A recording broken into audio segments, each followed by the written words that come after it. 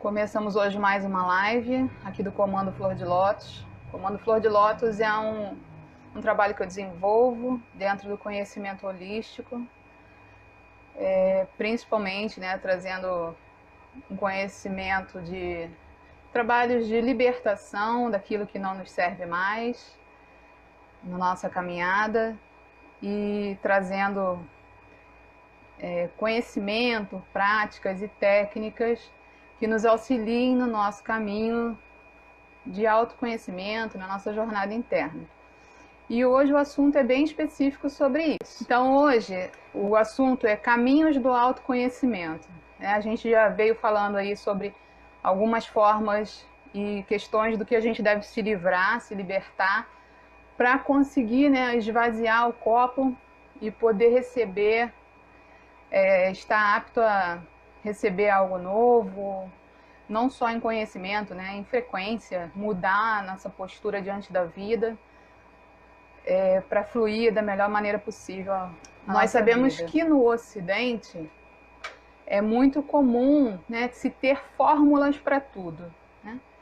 No Ocidente, a filosofia, não desmerecendo a filosofia ocidental, que é muito importante, tudo que nós somos hoje foi gerado no Oriente e no Ocidente. A minha visão ela é muito holística, eu compreendo o todo. Mas o Ocidente, a gente tem um mau hábito de achar que existe uma como é que se fala? Receita de bolo para tudo na vida. E quem vem estudando, buscando, sabe que não é bem assim. Que nem tudo que funciona para mim vai funcionar para vocês e vice-versa. Então eu trouxe hoje a visão, não tem como eu trazer a visão de todos os filósofos e mestres, a gente levaria centenas de dias aqui conversando sobre. Resumidamente, em tópicos eu vou tratar a visão de três grandes gurus, de três grandes mestres, filósofos orientais, que seguem na linha ali mais na Índia, e que são pessoas até diferentes, com algumas visões diferentes, mas que esse conhecimento acaba convergindo em pontos principais. Então, assim, não existe receita de bolo para o autoconhecimento, até porque a gente entende que autoconhecimento, se for olhar assim, em dicionário, você vai ter uma explicação, que é o conhecimento de si mesmo, das próprias características, sentimentos, inclinações e etc. Então, se você analisar essa frase, você entende que o autoconhecimento não pode ser vivenciado por uma outra pessoa. Ele é um caminho individual, ele é seu e somente seu. Porque você por inteiro, você por inteiro, todo, só quem pode observar é você mesmo ou a própria fonte, o Deus Criador. As pessoas vão estar sempre analisando e observando a partir de um outro ponto de vista, que não o seu. Então, essas pessoas, esses mestres que eu vou falar, também tiveram seus pontos de vista sobre o que é o conhecimento que a gente busca, esse autoconhecimento. Então eu vou começar aqui falando do Osho.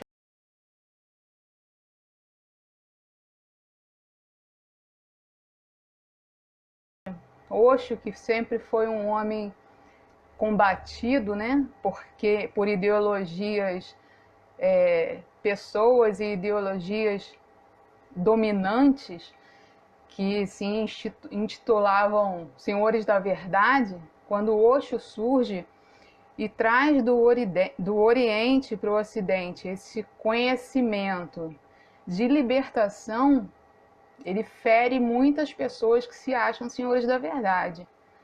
E ao mesmo tempo, ele traz a capacidade de libertação de dogmas e paradigmas pré-estabelecidos que liberta muita gente de suas questões limitantes. Então hoje mesmo tinha uma menina comentando sobre isso, que ela fez parte de um grupo de teosofia, que falaram para ela que não queriam que ela falasse sobre Osho, porque Osho era um mago negro. E aí ela falando o quanto aquele homem tinha feito técnicas maravilhosas que para ela, né, ajudaram a vida dela. E eu até comentei com ela, falei, realmente, eu tenho o mesmo processo. Eu conheci o Osho em 96 e ele foi para mim libertação. Então, assim, pessoas que têm um ponto de vista limitados e querem impor sua verdade, né? É muito difícil. E Osho foi um homem que encarou muito os dogmas pré-existentes na sociedade e por isso ele foi morto, envenenado, né? Mataram o Osho. Sinal de que ele era um homem que estava realmente causando uma grande revolução. Então, esse grande mestre que eu reverencio, sempre vou falar dele. Vamos ver assim, qual a postura dele diante do caminho do autoconhecimento, né? Osho, uma frase dele que eu quero citar hoje, ele fala: não posso lhe dar um mapa, só posso lhe dar uma grande paixão por saber, por descobrir. Ou seja, o caminho do autoconhecimento, ele não pode nos dar. Ele estava sendo bem claro, eu não posso te dar o caminho do tesouro, mas eu posso despertar em você a vontade de conhecer, a vontade de se autodescobrir. E é exatamente o que o Osho faz até hoje, né? A sua obra póstuma, eu acho que hoje o Osho tem mais seguidores do que na própria época em que ele esteve na Terra. Então ele fala, um dos tópicos que ele fala dentro do autoconhecimento é a autenticidade. O quanto é importante a gente ser autêntico. O que é ser autêntico? É você ser você mesmo. Você não ter vergonha, não ter pré-julgamentos, simplesmente seja você, né? Você é uma manifestação, você é uma soma de tudo aquilo que você já existiu, né? Só em outros planos, né? Você é uma soma e uma partícula da divindade que está aqui experienciando a vida, né? Seja autêntico. Ser você mesmo, sem seguir receitas e nem ideias pré-concebidas. Então, Osho acredita que é muito importante isso. De que não há receitas e que a gente não deve estar seguindo o que uma pessoa falou porque disse, para mim funcionou, vai funcionar para todo mundo. E a gente sabe que não é assim, né? Outra questão que ele trata, né, que é muito interessante. Ele fala, o realista e o idealista. Não seja idealista e não seja realista. O que ele está dizendo? A pessoa realista é aquela que acredita que a vida é acordar, tomar banho, comer, dormir, trabalhar, acordar no dia seguinte a mesma coisa, fazer dinheiro, ganhar fama e que depois isso tudo morre, né? A pessoa realista, que vive só a realidade, aquilo que é material, e não considera outros planos da existência. E o idealista, que talvez seja até mais perigoso do que o realista, é aquele que idealiza a vida só nas questões não materiais, né? Entra muito na filosofia, muito na religião e começa a criar ideias pré-concebidas do que é bom e seguir só aquilo fielmente e ter aquilo como uma verdade absoluta. E a pessoa vive naquele mundinho idealista, muitas vezes ela nem vive, ela fica pedindo a Deus que as coisas aconteçam e não corre atrás, não vai atrás daquilo para ela acontecer. A pessoa que idealiza demais, lunática, né? Óbvio que nós temos esses dois aspectos dentro de nós. Nós temos sim uma realidade a ser vivida e nós temos os nossos ideais, a nossa pré-concepção de vida, né? Tudo aquilo que nós idealizamos. Quantas vezes a gente está num mundo fechado, é um lugar seguro para a gente estar, né? Um mundo que a gente cria para a gente. Isso também é importante. Mas o que o Osho diz é não seja realista e idealista. Seja místico, como ele era, né? Vá além. O que entende entende ambos, entende a realidade e o idealismo, né? O realismo e o idealismo, mas ao mesmo tempo seja capaz de abandoná-lo. Seja realista, mas ao mesmo tempo tenha a capacidade de abandonar essa realidade material demais. Assim como seja idealista, tenha a sua filosofia de vida, de espiritualidade, mas ao mesmo tempo seja capaz de abandonar isso como verdade absoluta. Então, isso é algo que eu vejo no Osho, e eu vejo em Yogananda, eu vejo em Krishnamurti, que são essas três pessoas, né, esses três filósofos que a gente está falando hoje, e que eu vejo bem vívido no que eles falam, tá? Outra coisa que o Osho coloca como importante no autoconhecimento é a aceitação. E não é só a autoaceitação de você se aceitar, é a aceitação do conflito. Ele fala que quando você consegue aceitar o conflito, você está lá na sua inércia, né? Vivendo a sua vidinha ali do jeito que você quer. De repente chega o conflito. Aí você vai reagir ao conflito? A gente tem que ter discernimento primeiro para saber se é o momento de reagir ou não. Mas tem pessoas que reagem demais, né? Que tudo que é conflito que aparece, ai meu Deus, vem mais um problema, vem mais... Então, assim, primeiro, aceite o conflito. Que ele chegou na sua vida foi para você tomar uma atitude, foi para você sair da inércia e usar a tua criatividade e modificar aquilo ali. Ou quem sabe aquele conflito veio te modificar, né? Então, aceitar o conflito é muito importante no processo de autoconhecimento. Você encarar o conflito e não fugir e não tomar aquilo como, sabe, um castigo, uma lamentação. A gente tem muitas vezes esse hábito, né? De todo problema, quando surge, a gente achar que né? A gente só quer sair correndo dele, né? Então, aceitar o conflito te ajuda a liberar ele, né? Você fica mais relaxado quando você entende que quando o conflito chegou, está na hora de tomar atitude. Ele fala que a atenção é muito importante. Quando você está atento, você encontra amor, luz e riso em toda parte, né? E ele fala também que a sensibilidade amplia a existência, a percepção. E aí, assim, a partir do meu ponto de vista, né, eu entendo que quando a gente está atento e, ao mesmo tempo, perceptivo e sensível, ou seja, atento você está, pronto, está atento, sua mente percebeu ali, está atento. Percepção é perceber o ambiente. E sensibilidade é você sentir tudo isso, né? Esse ambiente, tudo isso que está acontecendo ali. E, ao meu ver, esses são 3 pontos muito importantes no processo de meditação.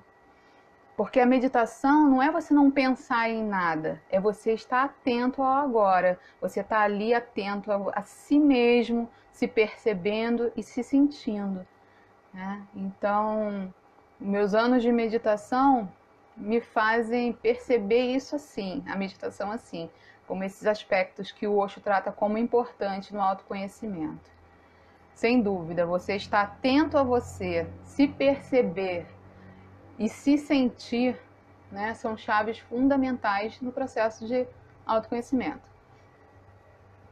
E ele fala também sobre a questão de você não criar expectativa, né?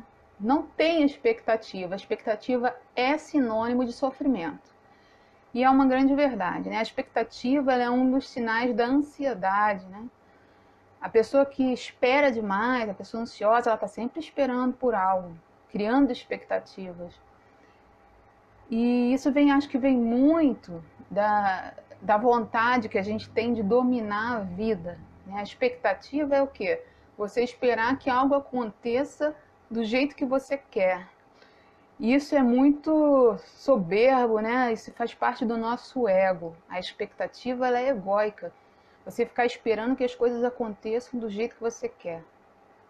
E isso traz intenso sofrimento, muito sofrimento mesmo. Então, excluir a expectativa, né? Deixar que tudo flua. E ele também comenta sobre a confiança. Sobre a confiança, eu gosto sempre de citar uma frase do Conde de Saint-Germain. Saint-Germain, né? Conde de Saint-Germain, Conde de Saint-Germain. Ele é um mestre ascensionado, né?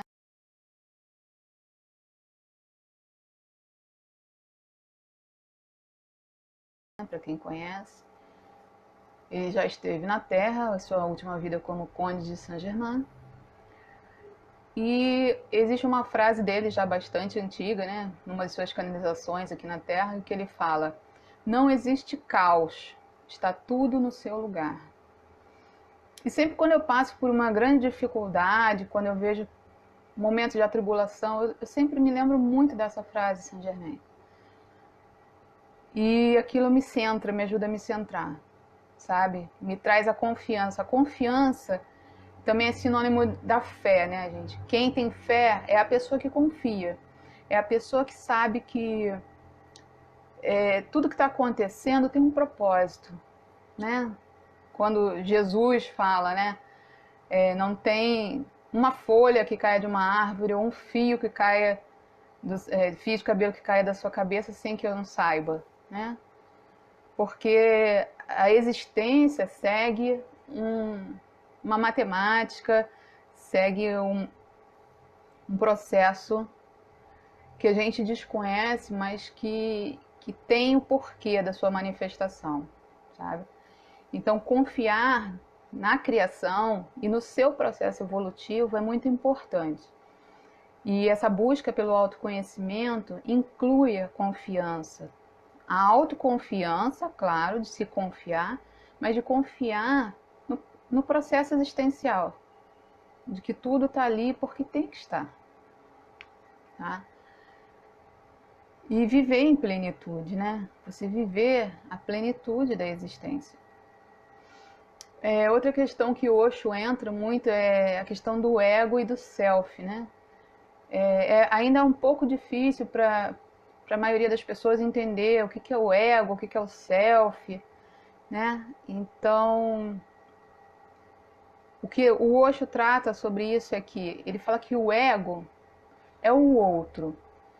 Quando você olha para o outro, é o seu ego. Quando você está julgando alguém, quando você está observando aquilo que está fora de si, tudo isso está relacionado ao ego, à mente e aos sentidos. Agora, quando você está lidando com o self, você está lidando sobre você mesmo. Então, tudo que diz respeito às suas questões interiores está ligado ao self. Então, Osho fala que no momento em que você se assume responsável, para de apontar para o outro, você toma a responsabilidade dos seus atos e dos seus pensamentos, você está vivendo a partir do self. Você está conseguindo um caminho de autoconhecimento. Você está vibrando muito mais no seu self do que deixando o seu mental e o seu ego dominar. Então, como é que a gente, né? O trabalho é interior, mas como a gente exterioriza isso? Todo esse autoconhecimento, ele começa a ser exteriorizado quando você começa a se perceber agindo muito mais pelo self do que pelo ego, né? Então, se policiar, estar atento a isso é importante. Quando você está olhando para o teu vizinho, quando você está julgando tua família, teus amigos, isso é ego, é mente, são os sentidos, tá? No momento em que você coloca o outro ali e entende que ele é um reflexo do seu interior, não um reflexo, por exemplo, você viu alguém cometer uma barbárie, uma coisa absurda, que você acha que é absurdo. Não é que você tem aquilo ali dentro de você, não. É que o seu interior reage ao que está ali. Reage por quê? Porque tem algum sentimento dentro de você que você não sabe controlar em relação àquilo ali. Entende? Isso é o espelho. Porque às vezes a gente pensa, como é que você fala que fulano é o espelho? Eu não sou assim. Eu, pelo contrário, tenho repulsa a gente assim. Mas é exatamente isso. Essas pessoas que você tem repulsa são espelhos no sentido de que aquilo que ainda está dentro de você que não foi perdoado, que não foi trabalhado de alguma forma, né? Não estou dizendo que as pessoas sejam certas, estejam sendo corretas e você esteja julgando, não. Mas que o espelho é sempre aquilo que a gente precisa refletir, que a gente precisa pensar sobre e trabalhar, tá? E um último tópico aqui sobre o Osho que eu vou comentar, deixa eu ver aqui, é sobre esvaziar-se, que a gente já tratou aqui em algumas lives até, né? A importância da gente esvaziar interiormente daquilo que não nos serve mais, para que algo novo, né, possa nos preencher, né? Mas ele trata também do esvaziar-se como estar presente, que é o esvaziar-se da meditação, do estado de meditação, que é meditar, né? Meditar é esvaziar, né? Se esvaziar das questões mundanas do dia a dia, é deixar o ego e o mental de lado. Tanto que uma das coisas que a gente aprende na meditação, né, é deixar as imagens virem e irem, né? Porque é muito difícil. Você tem que estar muito avançado na meditação para você sentar e simplesmente não pensar em nada. Isso é para um yogini, é para uma pessoa que pratica meditação horas ao dia, tá? É possível? É. Ah, você já conseguiu, Grazi? Já, em momentos em que eu estava mergulhada em meditação por mais de 2, 3 dias, entendeu? É possível, é muito possível. Só que você tem que estar vivenciando aquilo intensamente. Depois, os maus hábitos voltando, né? A gente diminuindo a meditação e tudo, a sua mente volta a pular igual um macaco em galho. É normal. A mente, ela é uma grande armadilha, né? Contra o nosso self. O ego, ele não quer deixar de existir. Então ele vai sempre armar contra o self, né? Então, estar presente é um exercício, né? A meditação é um grande exercício da gente estar presente, vivenciando o presente e se esvaziar dessas coisas que não servem e que ficam ali pululando na nossa mente. Bom, sobre Osho eu queria encerrar falando que Osho, na minha concepção de tudo que eu vivenciei diante das técnicas dele, da energia dele, e ele é muito presente ainda no plano espiritual na Terra e particularmente para mim. Para mim, né, dentro do conhecimento que eu tenho, conhecimento védico, que ainda é pequeno diante, né, do que existe, mas para mim ele é uma expressão de Shiva Rudra, no seu aspecto Rudra, que é o seu aspecto mais primeiro, assim, mais como é que eu posso dizer, o seu aspecto mais rude, né? Ele trabalha a energia da Kundalini. Osho manifestou seu conhecimento através do Tantra, que as pessoas têm uma visão horrível sobre o Tantra porque não conhecem o tantrismo, né? Acham que Tantra é fazer sexo com qualquer um, e não é isso. O que falta a essas pessoas é conhecimento.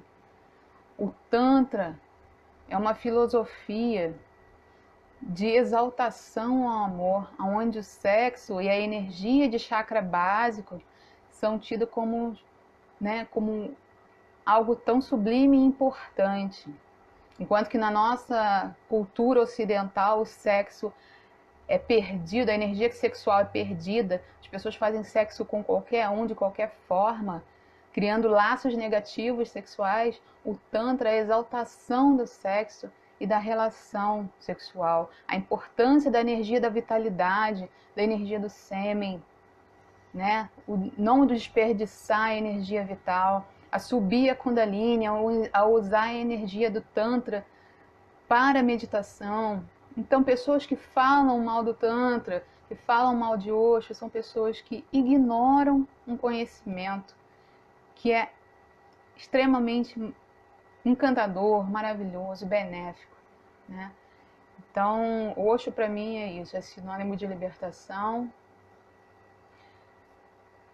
e que as pessoas possam cada vez mais conhecer sobre esse homem e sua coragem de ter falado tudo que falou nessa terra.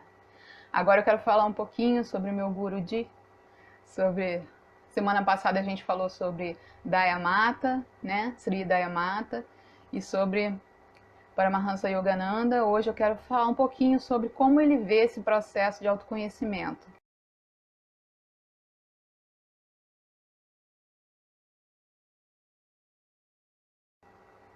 Tudo que ele trouxe está implementado na Self-Realization Fellowship, tem o site. É um conhecimento que não é totalmente aberto, porque possui etapas que precisam ser seguidas para a pessoa alcançar o objetivo de autoconhecimento com destreza, com calma, né? Porque se trabalha muita energia corporal também, então para a pessoa não ter problema, eles têm uma escola onde eles ensinam as práticas corretamente. E sobre autoconhecimento, Yogananda enfatiza muito, é difícil para mim falar dele, né? Ele enfatiza muito a vida simples e o pensamento elevado. Yogananda diz que o caminho de autorrealização, de autoconhecimento, a gente precisa trabalhar principalmente isso, de se levar uma vida simples, né? Manter-se o pensamento em estado de alegria e autoanálise. É difícil? É óbvio. Vivendo na sociedade em que a gente vive, é muito difícil. Mas não é impossível, gente. Basta que a gente crie pequenos hábitos diários, entende? Acordou, já eleva teu pensamento. Independente da sua crença, seja em Jesus, né? Não importa o que você entende como Deus, como divindade, como acordou, eleva o seu pensamento, pensa em todas as coisas boas que você tem na sua vida, né? Exalte aquilo que é bom. E você já vai estar colocando em prática uma frequência harmonizadora que te leva a um centramento, a uma percepção. Isso tudo é autoconhecimento, né? Não falar, pensar ou fazer o mal, né? O que ele trata aqui como mal, também a gente sabe que é relativo, mas entende-se o mal como aquilo que vai afetar a vida dos outros, né? Então, cuidar com o que se fala, cuidar com o que se pensa e com o que a gente faz é de extrema necessidade para ser bem-sucedido na sua autorrealização também, tá? Seja o bem no mundo, ele diz, né? Estude, medite, faça o bem. Porque estudar, meditar e ter boas práticas nos auxiliam a ter esse centramento, né? A gente sabe que se você não tem uma atitude de choque, de embate durante o seu dia, você passa um dia bem mais tranquilo, né? A sua mente fica bem. Isso é importante, tá? Yogananda também comenta algo que não é tão simples de compreender, mas vamos lá. Que é sobre o ambiente e hereditariedade.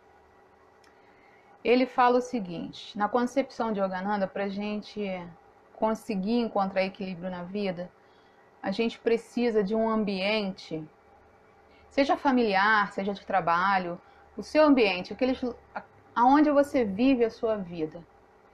Esse ambiente ele precisa estar sendo benéfico para você. Então ele fala, procure estar com pessoas que possam somar na sua vida. Se você convive com alguém que te faça mal e você não tem como mudar essa condição, se afaste, né? Procure outros ambientes, né? Não entre em embate, tente contornar, tente sair, crie ambientes propícios para a sua autorrealização. Aí ele fala que tanto o ambiente quanto a família em que a gente vem, tá ligado à hereditariedade, influenciam muito no nosso caminho. Então ele fala que outras vidas determinam a nossa atual experiência. Então, às vezes, você se sente muito diferente da sua família. E isso está ligado, né, às experiências que vocês tiverem em outras vidas, que formou, né, aí o self de cada um, né, Dani? Dani é bastante diferente da família, né? Assim como eu também me sinto, Dani, bastante diferente. Mas, assim, não existe quem é melhor ou pior, né? Existem pessoas diferentes convivendo no mesmo ambiente e tendo que ter essa destreza de contornar tudo isso, as dificuldades, e estar ali e tentar manter isso em amor, né? Principalmente família, né, gente? Agora na quarentena, nós estamos sendo colocados a teste, a fogo. É um momento muito difícil, a gente não tem como fugir, como ir pra rua, né não? Não tem como fugir, porque no dia a dia o negócio começa a pegar fogo, a gente entra no carro e ó, mete o pé, não é isso? E agora? A gente tem que encarar, a gente tem que baixar a bola e se tolerar, porque não tá fácil para ninguém. As emoções são turbulentas, né? Por mais que a gente medite, quando a gente medita, a gente está bem consigo, mas a gente não está resolvendo com o outro, né? Então, é o que ele fala, a sua paz interior seja intocável. Como manter a sua paz intocável? Se você tem no seu ambiente conflitos que vão o tempo todo te tirar, né, dessa paz. Encontrar um caminho do meio nisso. É muito difícil, gente, mas não é impossível, tá? Vivi, pode falar, Vivi. Meu esposo, ele se sente assim com a família dele, como se ele não fizesse parte, e ele sempre fala isso, que ele é muito diferente deles. Pena que ele não tá aqui. Depois ele vê a live, depois passa para o Paulo. Mas isso é muita verdade. Isso acontece em toda a família, gente. Tem momentos em que a gente se sente muito próximo deles, tem momentos que a gente se sente o oposto deles, né? E é aí que tá o autocontrole, né? O centramento que a gente tem que ter. Que não é fácil. Principalmente que em família a gente não está trabalhando o nosso self, a gente está lidando com o nosso ego, o nosso mental e os nossos sentimentos. Entende? Em família a gente tem expectativa, que é o que o Osho estava falando. A família a gente está sempre esperando algo. Da sua mãe você espera amor e entendimento, mas ela nem sempre vai ter isso para te dar. Do seu filho você espera, né, que seu filho te ame, que seu filho aceite o que você fala como uma lei, e ele não vai aceitar. E é assim, autocontrole total. E principalmente esse centramento de que isso não sou eu, né? Isso é a minha mente, são as minhas limitações, não é o meu self. O meu self tá lá acima do meu mental, tá olhando tudo isso. O self é aquele que olha a situação de fora, né? Por isso é importante a gente sempre ser um espectador. Quando você é o espectador e olha a sua vida como um filme, você tá vendo a partir do self. Com certeza, mãe. Faz parte do crescimento individual, sem dúvida, né? E do crescimento coletivo, como família, porque o karma familiar existe, ele está ali para ser trabalhado, né? E tem coisas que tem que acontecer, tem rompimentos, brigas que às vezes são imprescindíveis acontecer para que se quebre antigos padrões também. E algo novo surja daquilo ali. Também é importante. Mas cabe a gente saber, tentar entender que momento é esse. E se esse momento não está sendo exagero nosso, ou se realmente não é um momento de agir. Resgate de vidas passadas, isso, Fernando. Mas a gente tem que usar essa inteligência, né? Esse autocontrole para fazer sempre do melhor jeito possível. Isso aí, mãe. Então, Yogananda ainda fala sobre termos autocontrole, né, o que a gente está falando aqui, autoestima. Autoestima, sim, de uma forma harmoniosa, o que é você acreditar em si, acreditar que seu caminho está sendo traçado, sabe? Abertura à diversidade, né? O ego, ele nunca é aberto àquilo que é diferente, gente.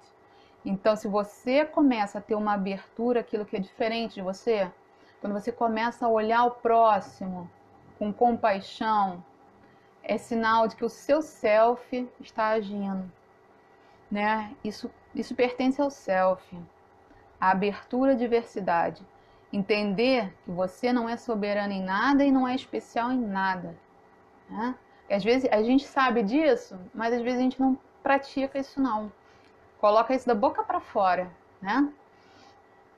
Mas entender, vou tolerar. Teve um pensamento ruim sobre alguém que pensa diferente de você? Poxa, não posso ser assim. Aquilo é um ser divino, né? É um filho do mesmo Criador que eu, experienciando a vida a partir de um ponto de vista diferente. Eu tenho que respeitar. É a diversidade de Deus se manifestando. Então eu preciso, né, ter autocontrole em relação a esses impulsos do ego. E respeitar, né, ter abertura à diversidade é o que vai abrir os leques de possibilidades da nossa vida também. De interagir com o todo, né? A gente precisa buscar esse lado holístico, que significa que tudo que existe está integrado e faz parte de uma máquina maior, né? Que é a vida. Então, sem essa de que nós somos melhores do que os outros de alguma forma, né? Outra questão que Yogananda coloca é respeitar os próprios limites. É muito importante respeitar os próprios limites no sentido que ele coloca, quando você descobre o seu limite, aquilo até onde você pode ir e aquilo que você não é completo, você entende e começa a buscar nas pessoas aquilo que lhe falta. Isso se chama busca da complementariedade, né? É aí que está a questão de você buscar pessoas no mundo para tudo. No seu trabalho, no seu relacionamento amoroso, nos seus amigos, você vai buscar pessoas que complementam você. Entende? É óbvio que a gente gosta muitas vezes de estar com pessoas iguais a gente. E normalmente isso tem a ver com amizade, né? Agora, relacionamento principalmente, você não busca o que é igual a você. Você já conhece. Você quer aquele que te complementa. Você quer aquele que tem algo que falta em você. E quando você, pelos trabalhos de autorrealização, né, de autoconhecimento, começa a entender o que te falta, você começa a atrair para você pessoas que vão te complementar. Isso é uma das coisas muito interessantes na astrologia védica, né? No trabalho de astrologia. Mesmo na ocidental também tem. Que você tem no seu mapa o seu ascendente. O ascendente é quem você é no mundo. E a casa oposta, que é a casa 7, de relacionamentos, é exatamente o signo que complementa você. Então vão chegar na sua vida pessoas daquele signo que vão te completar lindamente em alguma coisa na sua vida. E você pode ver que tem muitas pessoas daquele signo, tanto como nasceram naquele signo ou têm ascendente naquele signo, que vão estar na sua vida. Que são pessoas que vão complementar a sua existência, vão te trazer aquilo que lhe falta, né? A astrologia, ela é um ensinamento magnífico, te ensina muito sobre si e sobre o outro. Então, Yogananda coloca isso, né? Essa importância de conhecer seus próprios limites para saber lidar com o outro também. E outra coisa que ele fala, prontidão para a mudança, né? Se enxergar e avaliar suas falhas, aprender com elas, está aberto a mudanças. Cadê esse ser? Dani, começa a trabalhar aí essas suas questões internas, né? Daquilo que você é e daquilo que lhe falta. E você vai começar a atrair. Faz teu mapa, Dani. Procura um bom astrólogo, védico, faz teu mapa. Tu vai identificar isso bem legal.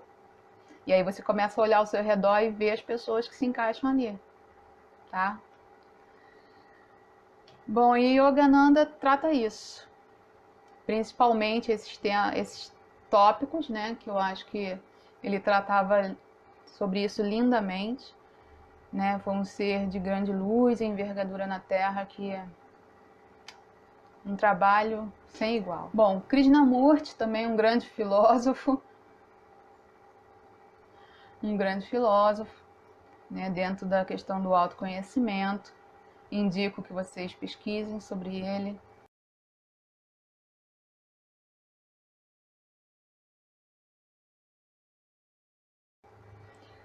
E por ser muito filósofo, ele era um homem, ele não era tido como ele foi tido como um guru, mas ele não tinha os preceitos religiosos como as pessoas, né, costumam ver nos gurus. Então Krishnamurti tinha uma vida que consideravam desregrada, consideravam ele um mulherengo, e só que não tem nada a ver uma coisa com a outra, né, gente? Isso é puro julgamento. Um homem de grande poder filosófico que trouxe, né, na sua época, que trouxe, sabe, vários questionamentos, fez muitas pessoas pensarem muito sobre a vida, com toda a sua bagagem ali da Índia, e trouxe para o Ocidente tudo isso lindamente também. Fez muitos homens seguiam Krishnamurti, porque ele tinha esse cunho assim mais científico da filosofia, de fazer as pessoas pensarem mesmo, sabe, com um vocabulário rebuscado. Não é tão fácil você compreender Krishnamurti, porque ele não fala só através do amor, não, sabe? Ele usa bem as palavras.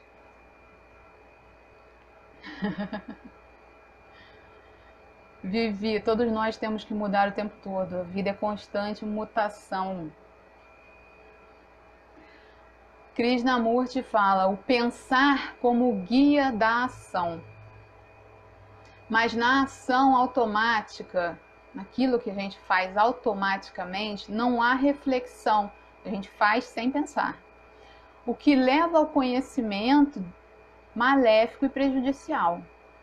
Então, Krishnamurti coloca que é importante a gente estar consciente, pensar, mas não adianta a gente fazer de qualquer forma, sem estar presente, né? Sem ter aquela atenção que o Osho fala, que aí é que as pessoas se perdem nos seus atos, né? E até no seu conhecimento, acabam caindo em conhecimentos que não fazem parte do seu próprio processo, aceitam coisas que não, né, não estão no caminho. Ele fala, o pensar reage ao background. Background que ele trata é a memória. Ele diz que background é tudo aquilo, toda a nossa bagagem, tudo que aquilo já vivenciou, né? E ele fala que pensar reage a tudo aquilo que você já tem como conceito pré-estabelecido. Que é o quê? Suas tradições, seus conceitos, suas crenças.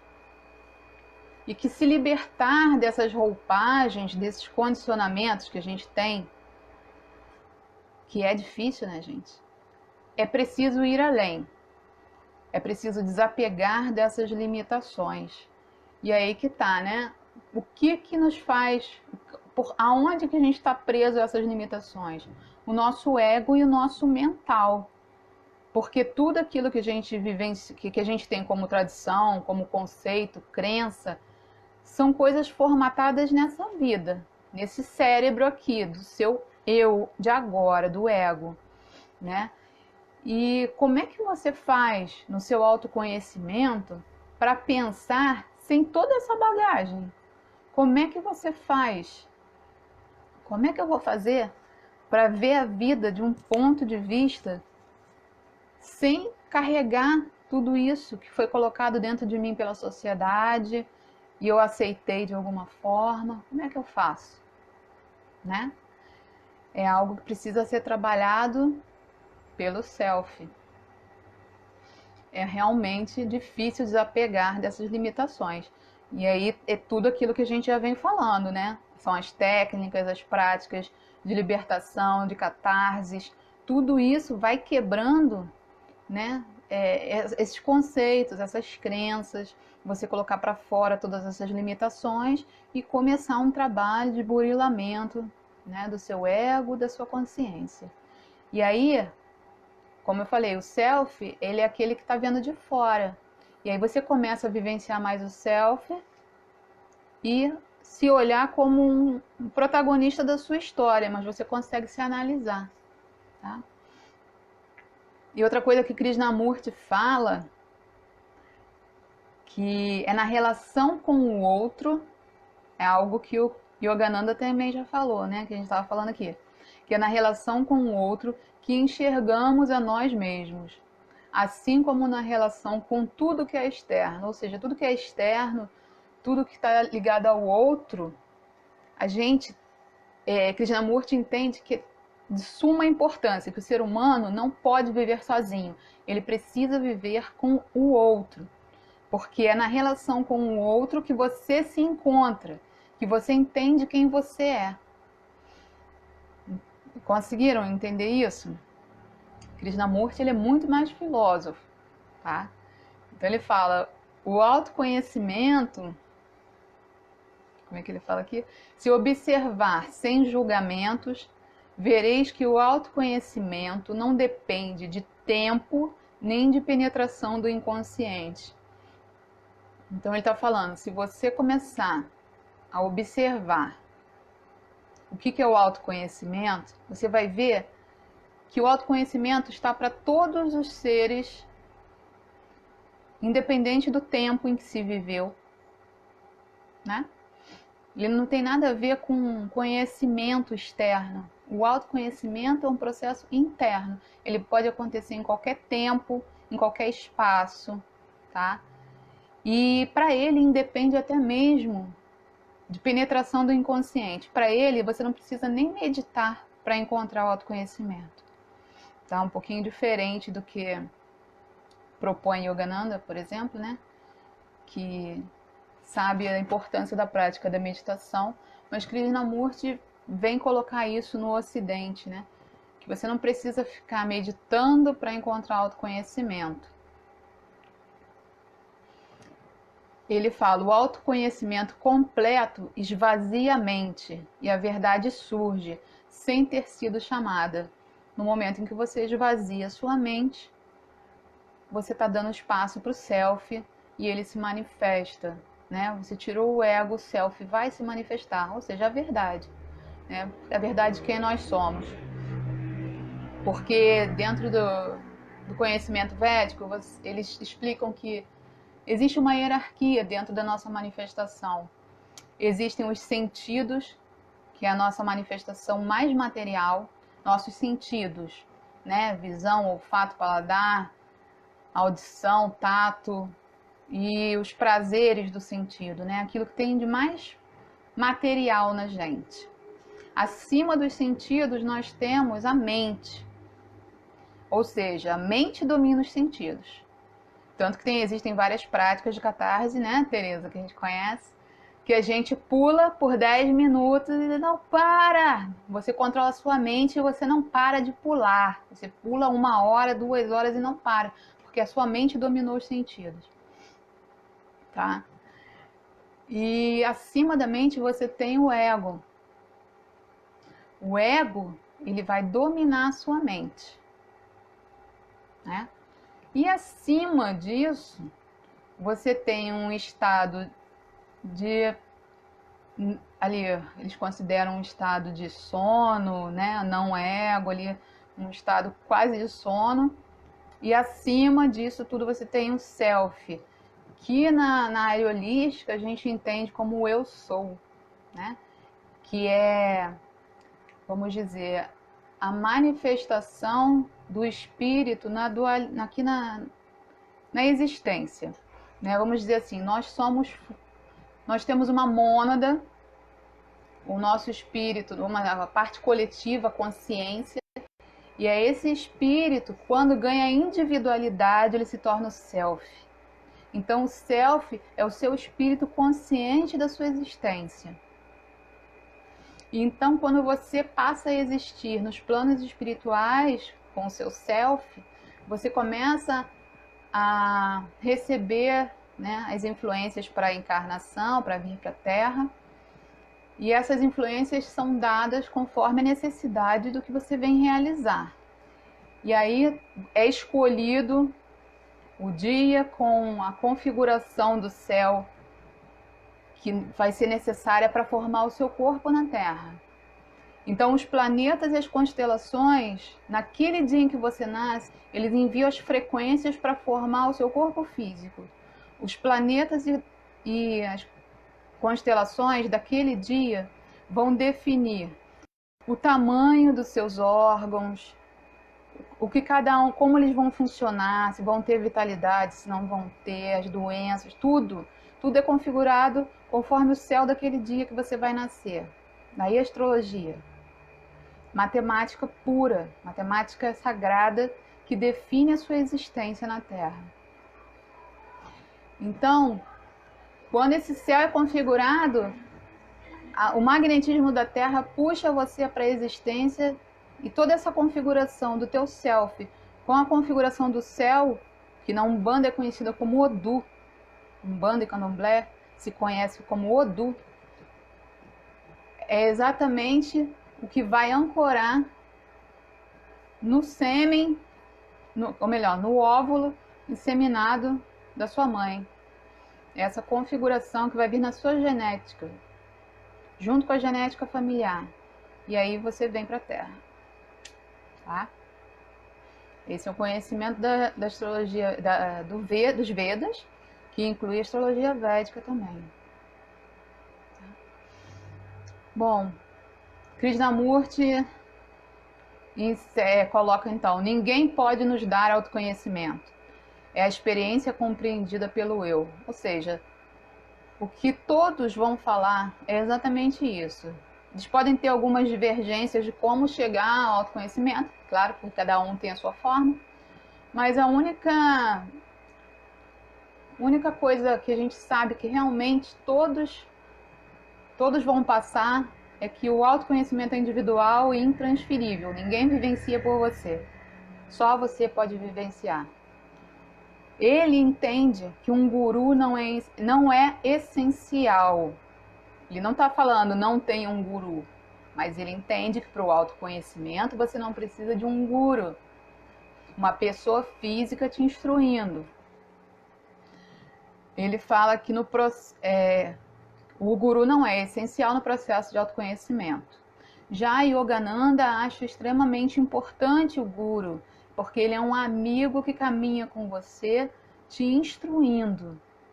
Tem aquelas pessoas que precisam de um guru, tem os que não precisam. Isso vai de cada um. Eu me sinto muito bem com meus gurus no plano espiritual. Eu tenho mediunidade, eu me conecto a eles. Tive muitos mestres, muitas pessoas que me ensinaram muitas técnicas e práticas aqui na Terra, nessa vida. Considero eles meus gurus, meus mestres, porque são pessoas que já passaram por situações e que me ensinaram muito. Mas o guru mesmo, que eles falam que é um só, que é individual, né? Eu não o tenho, pelo menos até agora não considero ninguém assim como um instrutor que fique direto, né? Eu não sou uma yogini, não faço parte de nenhum movimento sannyasi, nada disso. Minha busca pessoal. E aqui para o Ocidente acaba muito sendo assim. Apesar que já tem muitos gurus aqui no Ocidente, principalmente no Brasil, né? Se você for procurar, já tem muita gente aqui. Para ultrapassar atividades egocêntricas da mente, precisa compreendê-las, estando consciente da ação na relação com pessoas e ideias. E Krishnamurti ainda coloca que sem estar passivo, receptivo para um conteúdo, nós não vamos compreendê-lo. É novamente a questão do copo vazio, né? A gente tem que se esvaziar, estar receptivo. Essa é a energia também que o Comando Flor de Lótus coloca através de Kuan Yin, porque Kuan Yin é isso, é a compaixão, a misericórdia. A energia Yin é exatamente essa energia de passividade, no aspecto feminino de ser passivo para receber algo, sabe? Essa passividade é muito importante no processo de autoconhecimento. Você precisa receber conhecimento interno, você tem que estar livre daquilo que... Vou tentar ser sucinta, porque tinha muito mais coisa. Bom, então, tem um livro chamado Personalidade e Crescimento Pessoal, de James Friedman e Robert Frazier, da onde eu tirei algumas informações que eu acho, assim, maravilhosas também, tá?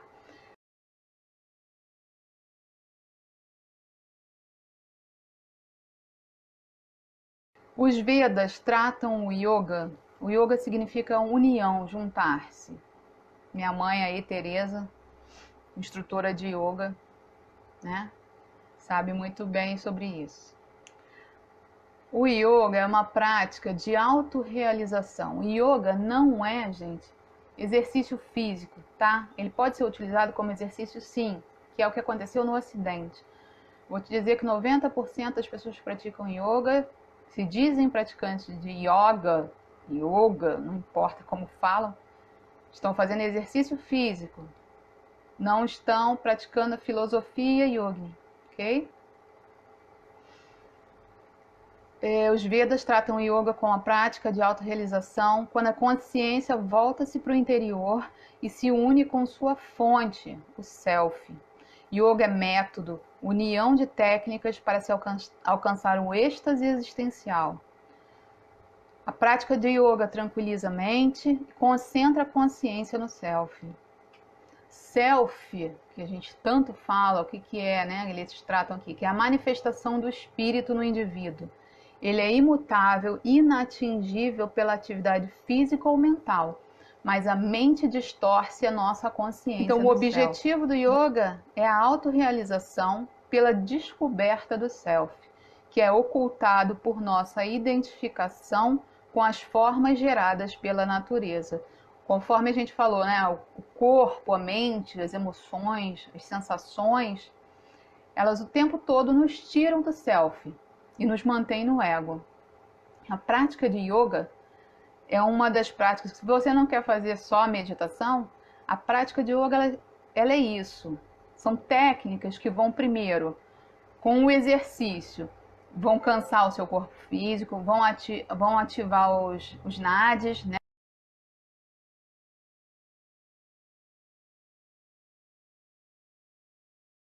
Que são os pontos de energia no corpo, vão trabalhar primeiro a sua questão física.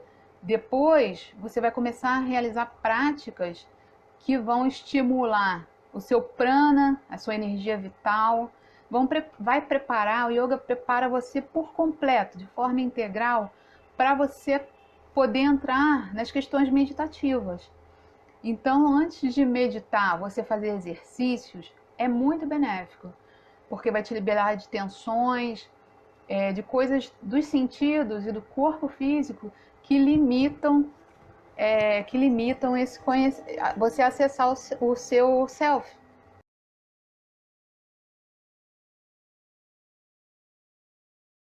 Exemplo, né? O Hatha Yoga, que é o yoga clássico, que inclui, além dos exercícios, inclui celibato, inclui vegetarianismo, que é um outro assunto que logo eu abordarei. Asanas, pranayamas. Asanas são as posturas, pranayamas são as práticas respiratórias, que trabalham com o prana também do corpo, purificações respiratórias e alimentares, mantras, meditações e o conhecimento, tá? Então, um sistema completo de autorrealização. O Kriya Yoga, né, difundido. O Kriya Yoga, na verdade, é uma prática antiga, trazida à tona por Lord Krishna nos Vedas. Estava esquecida e foi resgatada por Mahavatar Babaji. Então pesquisem sobre Babaji.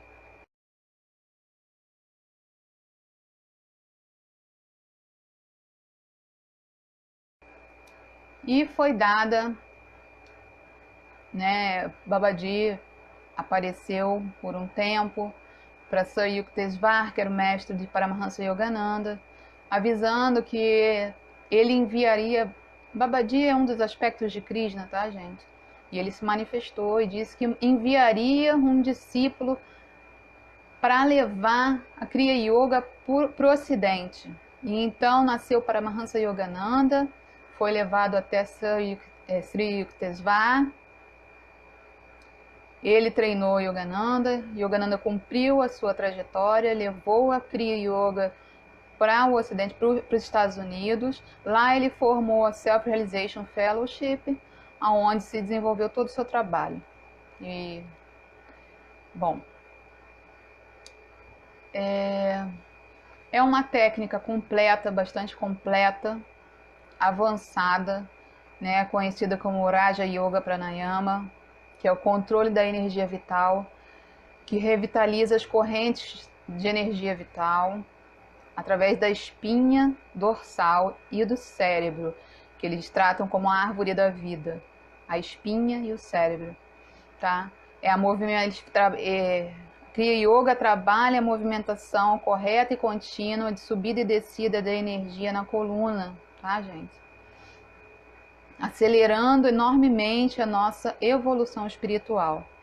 Quem quiser praticar Kriya Yoga, entre na Self-Realization Fellowship, faça o cadastro, pratique durante 1 ano as primeiras práticas e depois eles vão liberando todo o restante. Bom, os outros yogas, né? Karma Yoga, que é mais voltada para um serviço altruísta, considerando o todo. O Mantra Yoga, que é a prática de Japamala, utilizando sons universais. O Bhakti Yoga, que eu também tenho bastante ligação, que é a devoção total, que a divindade está em tudo, que tem o princípio de adoração à divindade, o uso de adoração à divindade. Mas não, gente, numa adoração absurda, né, que causa extremismos religiosos, não entrando na religião como dogma, sabe? A minha devoção é bem diferente, né? Eu entendo devoção à deidade quando você pega a energia da deidade como o princípio de um Deus maior, entende? Quando eu reverencio Lord Shiva, eu entendo que é uma energia de Deus que flui através de um tronco de energia que Shiva está ligado, dependendo do aspecto dele, você está trabalhando aquela energia. Entendo Deus como um único e a sua manifestação trina e suas irradiações, né? E toda a mitologia ela está ligada a algum aspecto da divindade. Então, Bhakti Yoga está ligada a essa devoção à divindade. Tá? Jnana Yoga, que é a sabedoria e inteligência no discernimento, que é uma yoga mais de estudo, de filosofia, utilizando o conhecimento, a sabedoria para a liberação espiritual. E o Raja Yoga, que eu falei que a Kriya Yoga está baseada no Raja Yoga, que é o caminho mais elevado, combina a essência de todos os caminhos, sistematizado por Patanjali. Patanjali é um outro filósofo que consegue criar os sutras, né? E o conhecimento de Patanjali tira um pouco da questão de sacrifício que existia nas religiões védicas tribais, né? Ele sistematiza o conhecimento filosófico védico, tá? E ele traz em 2 antes de Cristo, os Sutras de Patanjali, onde ele mostra, né, o Raja Yoga como um caminho mais elevado, como se fosse assim, a união, a essência de todos os caminhos.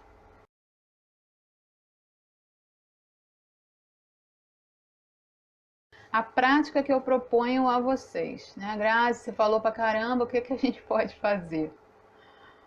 Bom, eu sei que meditação é uma coisa, um bicho de 7 cabeças para muita gente.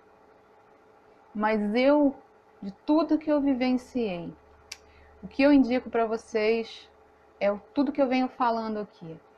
São as liberações, né? Práticas de quebras de contrato, ou todo tipo de oração, tudo que vocês puderem fazer para quebrar antigos paradigmas, contratos, negatividades.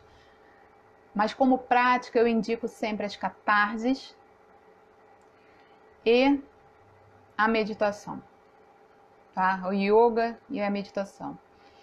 O yoga, como prática física, como eu falei, é muito benéfico. Todo exercício físico vai ser muito benéfico, gente, porque eles alinham chakras, eles revitalizam os pontos de energia do corpo, principalmente da coluna vertebral e do cérebro. O cérebro recebe irrigação durante os exercícios físicos. Todos esses pontos vitais do corpo são reativados e isso favorece a sua espiritualidade também. Então, como, né, aqui eu vou citar como se faz uma meditação para iniciantes através lá da Self-Realization Fellowship, a indicação deles, tá? Número 1, eles colocam assim, sistematizado em 5 passos, vamos dizer. Primeiro, você elevar seu pensamento numa oração, uma postura, em postura meditativa. Você pode sentar com os pés no chão, senta numa cadeira, coloca os seus punhos, assim, seus pulsos virados para cima, em cima das suas pernas. Fecha os olhos, ou não, você pode deixar os olhos semicerrados, né? Se você tem problema em fechar os olhos. Oferecer a Deus uma oração, um pensamento positivo, sabe? Pedir que a divindade esteja contigo. Se você faz ancoramento, se você tem uma hierarquia espiritual, faça o seu ancoramento, tá?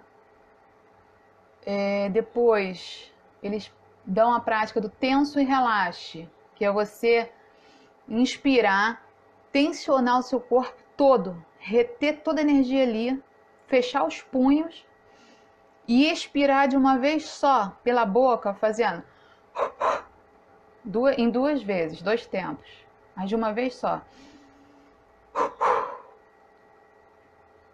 E relaxar tudo, fazer isso de 3 a 6 vezes, para liberar as tensões, tá? E aí volta a respirar normalmente.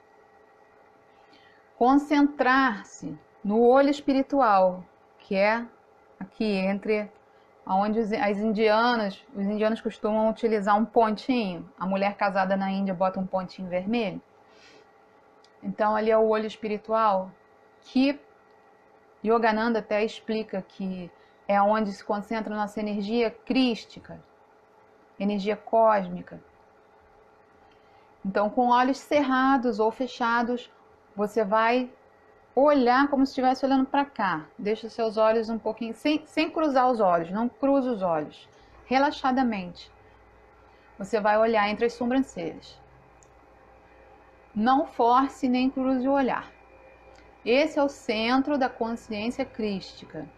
Ao enxergá-lo, deixe-se penetrá-lo. Não é fácil enxergar. Já falo logo, pode ser que você consiga. Nas primeiras meditações, a gente ainda está preocupado se vai conseguir. Deixa fluir. Vai chegar um momento que você vai ver as energias fazendo assim, ó. Vendo a energia começa a vir aqui. Você começa a ver umas coisas pratas, douradas, né? Às vezes azul com dourado.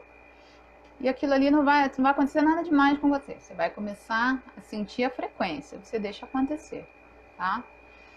Aí nesse momento você eleva o seu coração, peça à divindade, né, que tudo isso flua, independente de você conseguir ver ou não, vai mantendo a sua concentração, sem focar a mente em nada. O mais difícil. Os pensamentos virão, você vai agradecer e deixar eles embora, tá?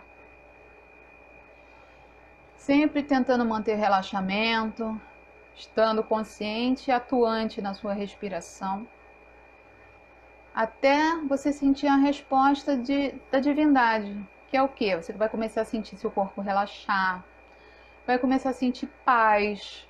Às vezes você vai sentir assim, ó, como se estivesse mexendo na sua cabeça, ou atrás, aqui assim em você. Você vai sentir, porque às vezes a nossa hierarquia espiritual vai estar ali na hora emanando junto com você, para que você consiga alcançar esse caminho interno. Eles sempre estão com a gente. E quando você senta para meditar e faz o seu ancoramento, eles vêm.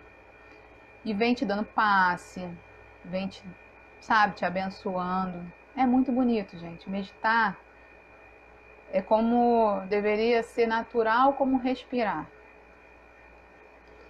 Então, se você todos os dias praticar, tem dificuldade? Começa com 10 minutos, mas o bom mesmo é você praticar por 30 minutos de manhã.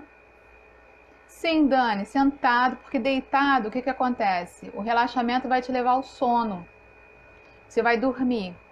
Sentado, com a coluna ereta, porque nós somos seres verticalizados. A nossa coluna e o nosso cérebro, quando a gente está em estado de consciência, meditação, precisa estar alinhados com a sua conexão eu sou.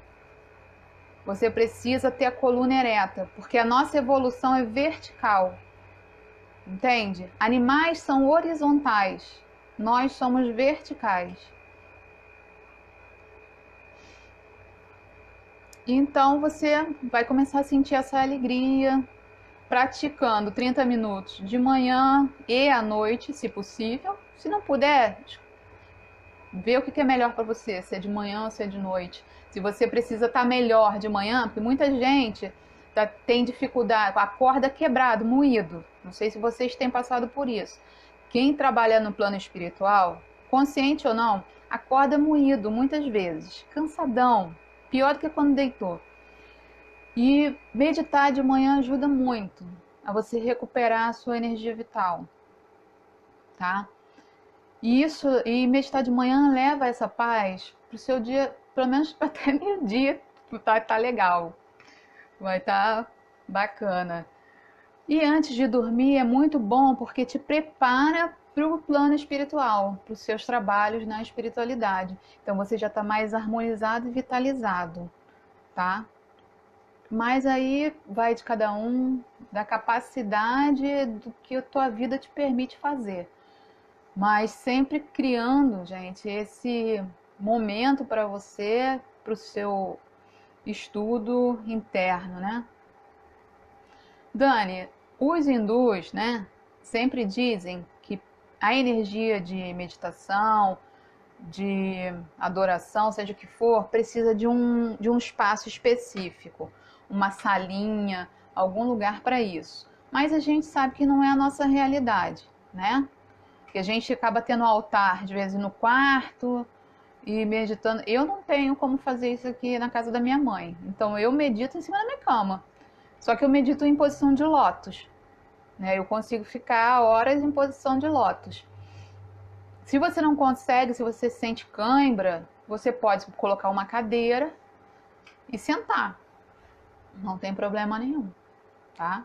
Pode encostar assim, você não precisa ficar sustentando ali, sentindo dores. Não, pode encostar assim, mas encoste reto, né? Ereto, o máximo que você puder manter. Isso, ao ar livre, só que ao ar livre a tendência da sua mente vagar é maior, né? Quando a gente tem um teto sobre a gente, um teto baixo, a gente se concentra mais para dentro. Quando a gente está num ambiente muito aberto, a tendência da mente também é vagar, tá? Vivi, você tem que escolher um momento. O que eu faço como? Fiorella agora está numa fase que às vezes dorme bem tarde, às vezes à noite eu não consigo. Mas de manhã eu acordo bem cedo, né? Eu me exercito de manhã cedo. E aí, mesmo no dia que eu não me exercito, é a hora que eu consigo fazer, de manhã cedo. Eu acordo bem cedo antes dela e é a hora que eu consigo meditar melhor. Então, esse é o horário que eu faço pra mim. Aí, em época de escola, que ela acorda muito cedo, aí eu já tento fazer o contrário. Eu ponho ela pra dormir muito cedo e aí consigo meditar melhor à noite. Então, você vai, né, fazendo conforme aquilo que é possível pra você. Você pode também meditar meio-dia, tá, gente? Existem alguns horários chaves que são muito benéficos. Que são os horários exatamente 6 da manhã, são horários regidos por Mercúrio, né? Que é a nossa mente, então ajuda muito a acalmar a energia mental. 6 da manhã e 6 da tarde também pode ser feito, tá? Meio-dia, que é a quebra do dia ali. Quem tá, Daniele, que eu sei que é bem na frequência de Mãe Maria, né? Energia feminina. Meio-dia, né? É um horário também que se pode estar fazendo, e 6 da tarde, que é o horário de Mãe Maria. E aí você cria, né, gente, aquela energia que diz respeito à sua realidade. A meditação, o Dani, a meditação não necessariamente você precisa estar sentado, tá? Existe, por exemplo, a meditação Zazen, né, do Zen, que aí já entra lá para o taoísmo, que é a meditação feita caminhando, tá? Em movimento, é uma meditação ativa, que a gente faz andando, olhando para o pé da pessoa que está na nossa frente, numa fila, assim. E é uma meditação no ponto rara, que é 4 dedos abaixo do umbigo. Também muito benéfico, muito interessante. Que é de você observar a si mesmo, né? Trabalhar o teu self ali, tirar o mental, mas em movimento. Então existem muitas práticas. Essa que eu estou propondo hoje é da Self-Realization Fellowship, do Yogananda, mas existem muitas formas de se meditar. Mas essa é uma básica, né, para quem ainda está começando, dar o início, né? Tá bom, gente, hoje então é isso. Deu mais de 1 hora de live hoje, mas missão cumprida, mais uma live. Espero que vocês tenham gostado.